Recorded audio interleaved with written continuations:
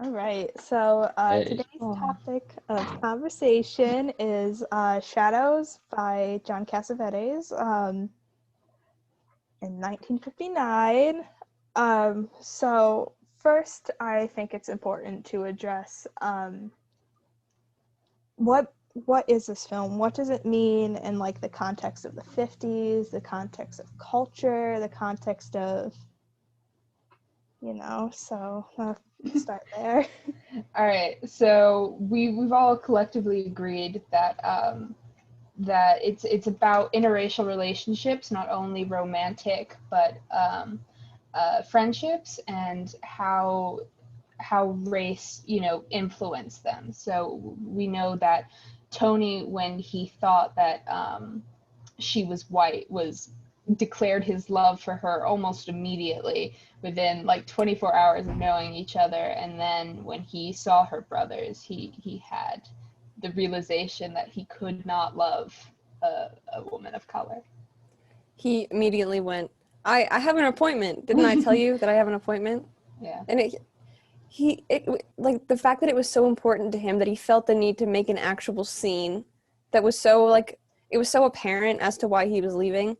And the fact that he was still trying to cover that up just shows like just how apparent that the race relations were in the film. Yeah. It wasn't like it wasn't like a metaphor, or there weren't it wasn't like analogous for anything else. It was just it was just there. And like I found it even more interesting that he tried to double back too, where he was like, "Oh wait, no, but I want to stay." Like you've already made it very apparent that you don't. So I think that was just a very white male entitlement kind of thing, and I can't see it as anything else as to when he was like, "I'm gonna leave," and they were like, "Okay, leave," and then he was like, "Well, now I don't want to." It's just him being so entitled into like his own decisions that he's like, he doesn't want like two black men to tell him what to do. I think my interpretation of it was really that like race shouldn't matter, but in the end, ultimately, to some people, race really is important to them, and they really make judgments of people based on their race, even though it like shouldn't be a factor. Because when he didn't realize that she was part African American, he was totally fine, and then all of a sudden he's like, "Oops, not so hip to that." yeah, exactly. And then I thought it was also odd the fact that he came back and was like, "Just kidding." Yeah. Well, he was also drunk, but he was basically like, "Oh, I've realized it doesn't matter." But that was very odd that he had a change of heart so quickly. Wait, was he drunk the second time? Yeah, when he he was came drunk. back? I didn't catch that. I thought he That's was. interesting. But no. Maybe. Maybe I didn't pick up on that, but it's definitely possible. Oh, Yeah. maybe I'm just wrong. I believe you. Thank you. So I that kind of that makes me think, I don't know, I know we mapped this out in a different way, but this kind of brings me to the Beatniks. That's what I was thinking of. Like, they were this group of like pseudo intellectual, like, liberal young people who wanted to be smart and hip, and wanted to be, they wanted to be better than their parents. They wanted to be different than their parents. And yet I think when Tony realized that he had been like a huge racist, like that part of him, that part that associated with the Beatniks, was like, wait, I can't know. It was like an ego thing where he had built this identity for himself, and he realized it was kind of false, and that it wasn't really what he wanted it to be, that he had to go back and prove that he wasn't racist. But that was just my thought. Yeah. Right. Yeah. Definitely. And I think, even that ties into this whole kind of white male privilege idea. And what Ava was mentioning before we started recording about, the patriarchy of this film. So do you want to like chat about that for a bit? I just thought the patriarchal themes in the film were so apparent. especially when they were back at his apartment, and she after they slept together, she was like, please don't touch me, please don't touch me, and he's like, oh, it's okay. Just the not as much privilege as entitlement. Yeah. That his view of like what society has taught him is not to respect women, it's to take what is best for him, and that women will go with it. I don't think he realized that what he was doing was very non-consensual. And I thought that that was just very apparent throughout the film, with all the stuff with like relationships. Just especially that was just what really stuck out to me was when she was saying, please don't touch me, and he just like kept touching her. Yeah.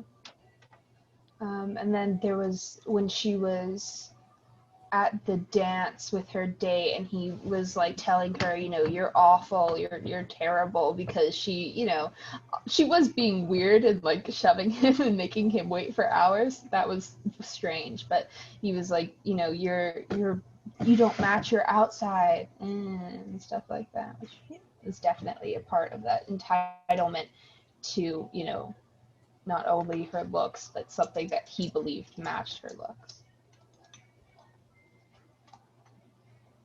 I felt like almost disgusted watching this film Yeah. in that respect.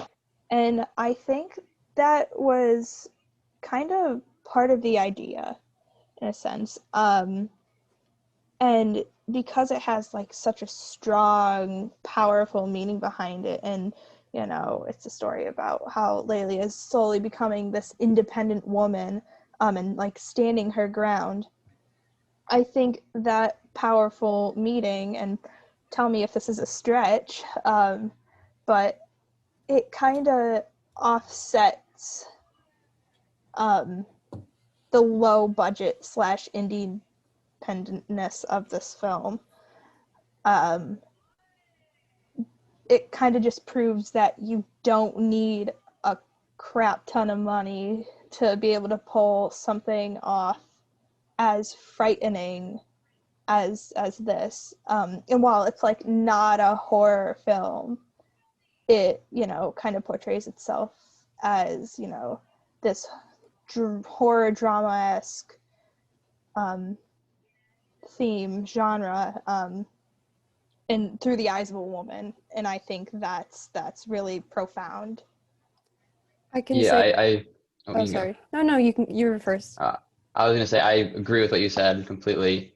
I think a lot of that, I think, honestly, looking at it, I think this kind of segues into independent filmmaking. I looked at the way it was filmed, and it was very much like kind of independent vignettes, and it was very like close-up shots, kind of handheld camera, and a little more chaotic. And I think it really helped add to like that sense of like kind of disturbingness a little bit. I was just gonna say, me and Nicole were both watching the film in the same place, and we were sitting next to each other, and we both kept turning to each other, and we're like, when is this guy gonna stop? So I can vouch for how disgusting it made us both feel of his forwardness, especially when, also I was gonna bring up when they first got to his apartment, and she like looked really sad and like upset when he was kissing her, and like she wasn't really reciprocating at all. It's just, I think, to go off of the low budget thing, you don't really need a ton of money to show something that disgusting. Right. You just need actors and some sort of set to be there.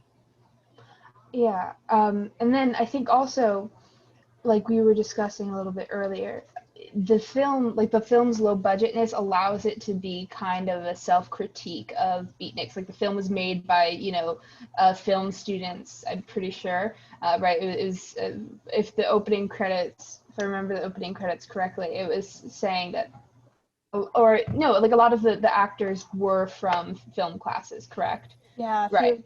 Cassavetes film, like acting classes, I believe. He took students from there. And so it would like, I don't know, so it becomes kind of the low budgetness, a film made by beatniks critiquing like white beatniks and their ideas. and how they are much more similar to their parents than I thought they were.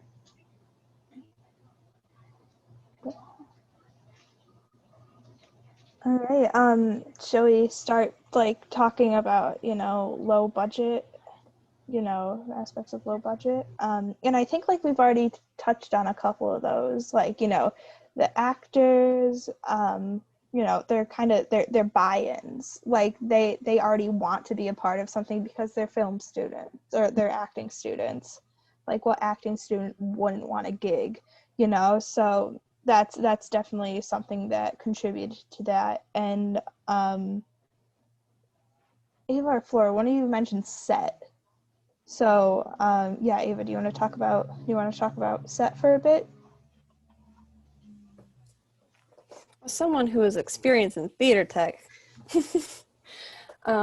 set can be important and it can also be not important. I think it's definitely more important in plays that you actually go see, because in film it can be manipulated and edited in any sort of way. But I think overall, if what you're really trying to focus on is the actual themes of the story, you don't necessarily need a ton of money to have a crazy set. And you also don't need to have a crazy set, and you don't need a lot of money to have a good set, because set is important, but you don't need a ton of money to get it. Because I think, Nicole, you said that it was filmed in the director's apartment. Yeah, yep. At least and that's enough, because it looks like an apartment, and it looks the characters who are there like would live there, and like that's like it gives the impression that it needs to give. So in the low budget context, because there are some films that don't do this well. I thought this one did particularly well,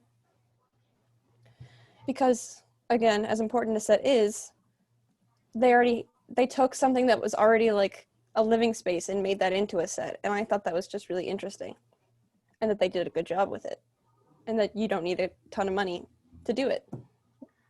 I will say I didn't know that that it was filmed in the director's apartment. I thought that the apartment looked really nice and really big for two black musicians and one woman that seemed kind of, who was unemployed. That was just something I noticed. I was like, that's a pretty nice apartment. I mean, obviously real estate in New York City would have been much different in the 50s. It probably would have been a lot more accessible. But I don't know, that was something that caught my attention. You Sorry.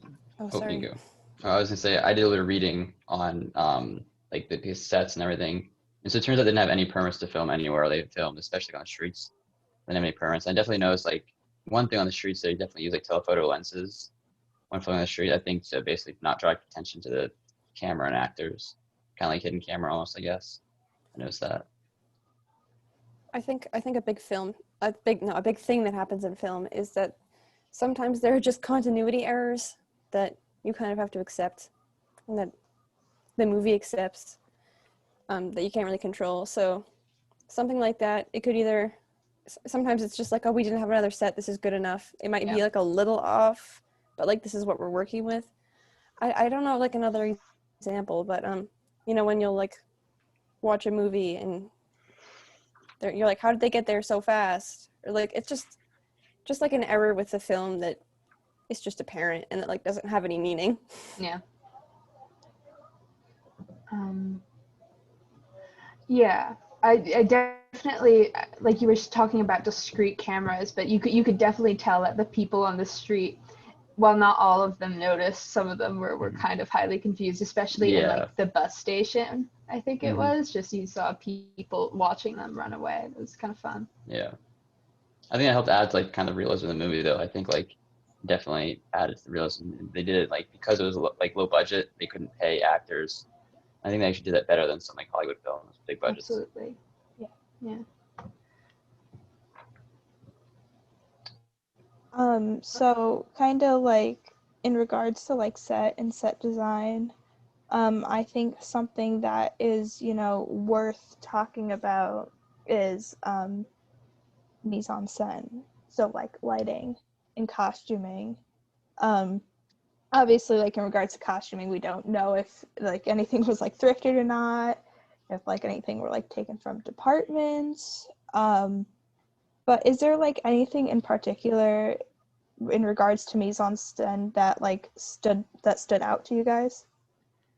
Actually, yeah. I'm sorry. I feel like I'm talking too much. So No, if oh you my need goodness. to, There's no. only 4 of us. We're all talking. Okay.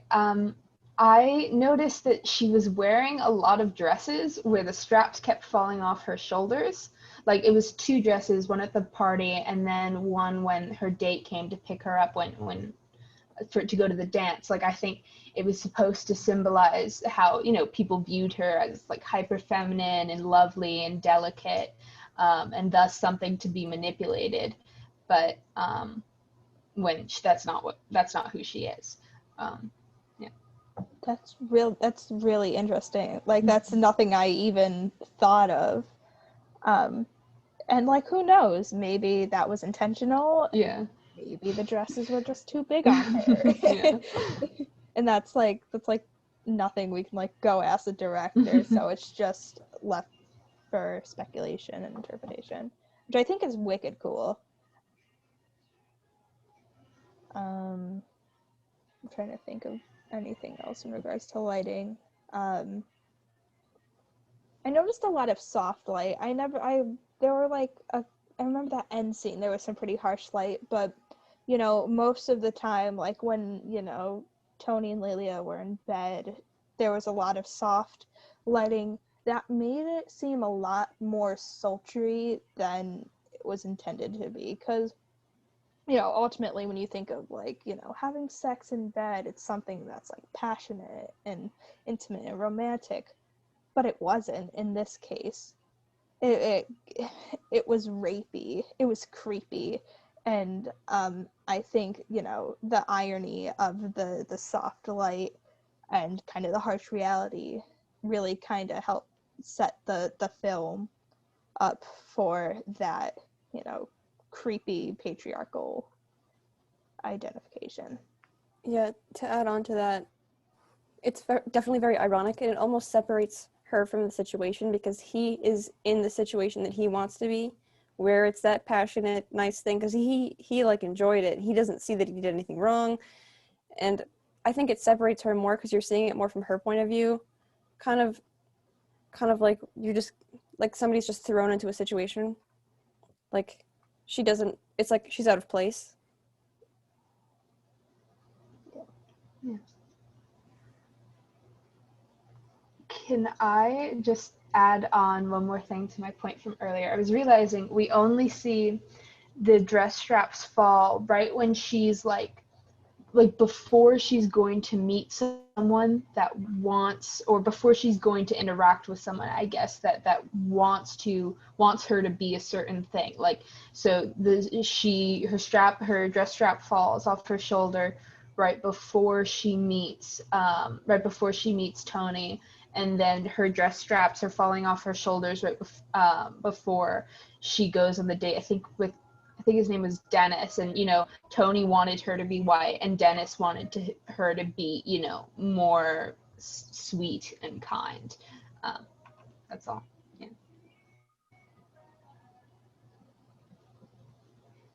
I could be reading too much into that, but No, I that's something that like I didn't even pay attention to. So I think it's really cool that you're taking it in that direction. That's awesome.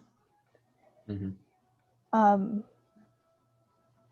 In regards to like the NYC streets, Ethan, that you were talking about earlier, one of the techniques for low budget filmmaking is using recognizable locations, because like I could imagine in like a high budget movie, you know, they would like block off the street and they would have like extras walking around, you know, in this very meticulous way. But when you're just kind of like going out onto the streets randomly, first of all, very obviously a very recognizable location. I'm sure when all of us saw that, we were like, that's NYC, obviously.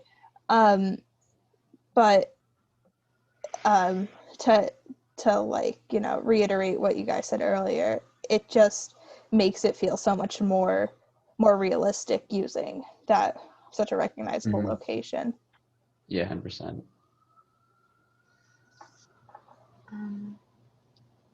I think also if this film had been a big Hollywood film, I think they would have made Tony a more redeemable character. Like he would have learned the errors of his ways, and he would have learned racism, not cool. But he didn't. Like it was all very, his transformation was all very, centered around himself and his need to prove himself to be a good person. So I Very think superficial. yeah, exactly. I think if it had been a higher budget and if it had more tension, it would not have had the same message as kind of what we were saying before.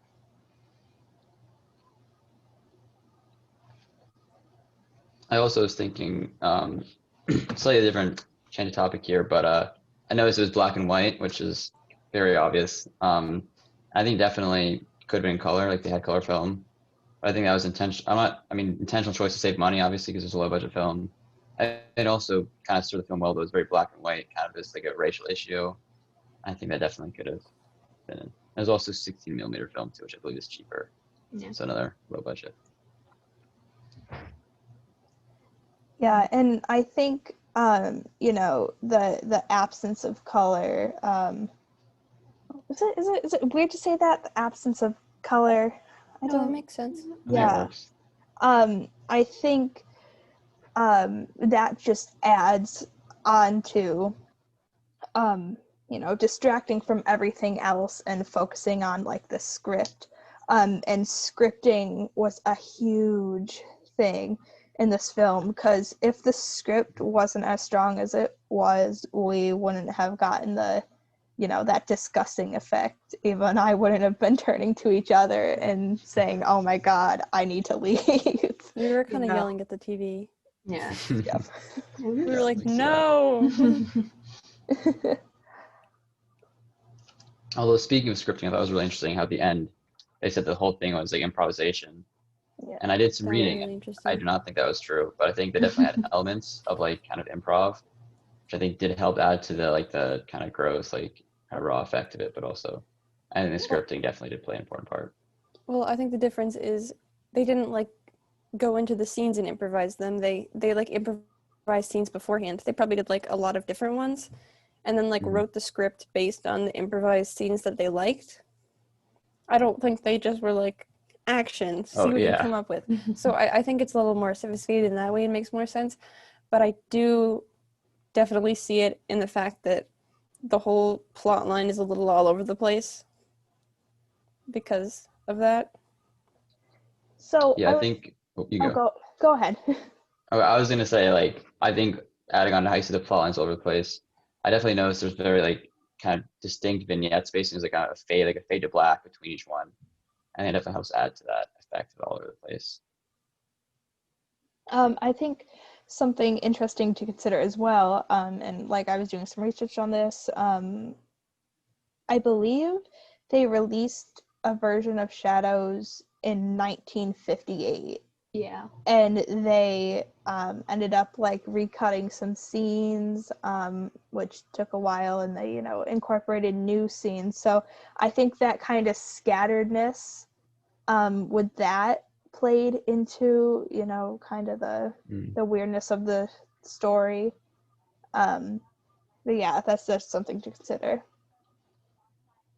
I know this is kind of changing the subject and going back to like the patriarchal undertones, or I guess not really undertones, but despite all of the kind of hyper masculinity, there were two white friends. I think their names were, no, these two were named Tom and Dennis. Like they were the people goofing around, and at one point, like one of them gave the other a kiss on the cheek, which I thought like it was interesting to see in a movie that that portrayed. Where did Ava go?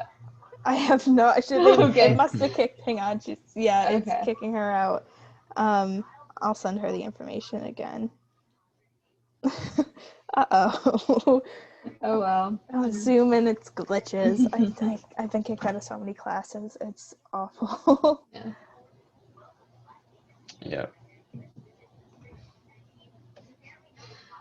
Right. just to finish my thought, sorry, it was just interesting to see how they compared like a male platonic relationship with like a male woman or male female romantic relationship. That's it. Yeah, definitely. Let's see, and there's this is change of subject, which like I think is okay, you know, conversation Yeah, flowing and jump bouncing around. off of different. But I saw that there was an extremely cheap microphone used. It was like placed in scenes where not all of the audio could pick up. So like as I was watching the film, I noticed like a few weird glitches in the sound. Sorry, it just kicked me out for Yay, we made a return. That's okay. So we're talking about like sound right now, and the fact that there was like only one extremely cheap microphone used, and it was like placed in areas where not all of the sound was able to be picked up. So they literally had to like go back in and edit the sound in. And I was thinking that not investing in a quality microphone may have actually amped up the price, amped up the budget, or had to use more money from the budget. Right. So it's like that thing of like do it right the first time. Yeah. Which I found interesting, especially because Cassavetes had like, you know, he was like teaching at an acting school, and he probably had like access to fields, again, speculation, like to tools and whatnot. So I'm just like, it's an open-ended question of like, I'm curious how that ended up working out. That is odd. Yeah. Because I agree with you in the sense that if he had just bought a better microphone, it would have cost less money than to edit in all the sound afterwards. Yeah.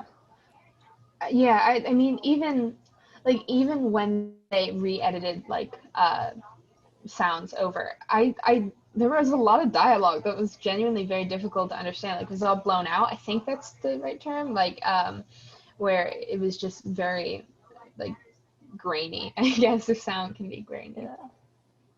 I definitely noticed there's a lack of like audio layering. Like when they're on the city streets, there's almost no ambient sound. It was like just the vocals, and it sounded very off, and like I'm not sure if that was intentional or not, but it was an interesting effect. I noticed that too when they're walking down the street and like you only hear their dialogue.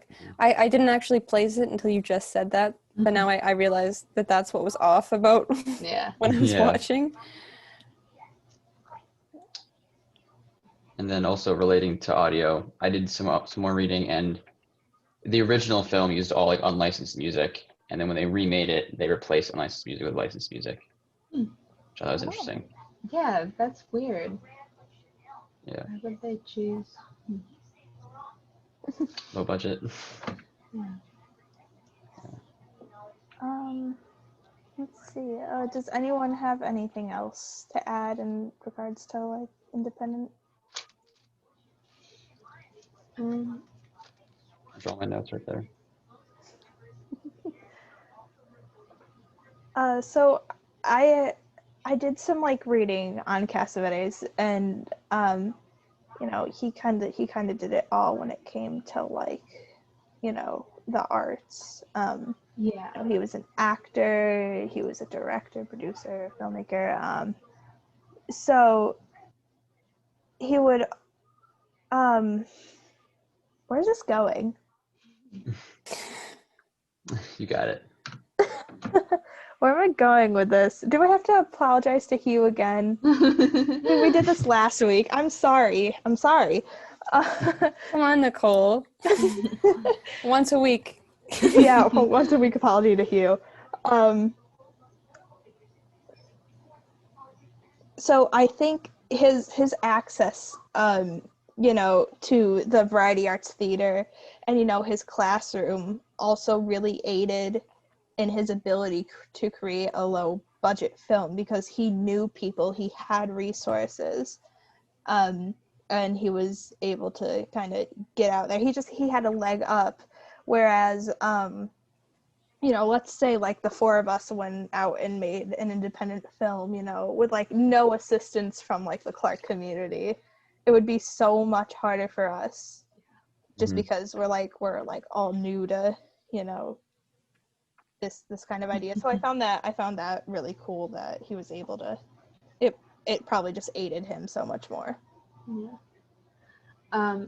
So just to go back, sorry, I think we talked about this in class also, but you know, the film, it doesn't really have a lot of plot. It's just kind of like, this is what these people's lives look like a character study, or I think we called it like an internal personal drama or something. So if it had, you know, a much bigger story, it would have been a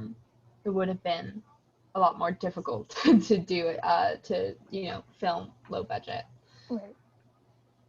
Yeah, definitely. So I think we're actually past 30 minutes. Okay. Does anyone have any like final thoughts to add about the film? I think the low budgetness actually served it well. Like I think the fact it was low budget, I think really helped kind of emphasize it a little better, make the meaning more clear, and make it kind of more unique and stand out. Yeah. Good point. I totally agree. All right. Perfect. So with that being said, I think we're good. Excellent. All right. Great. I will stop the recording.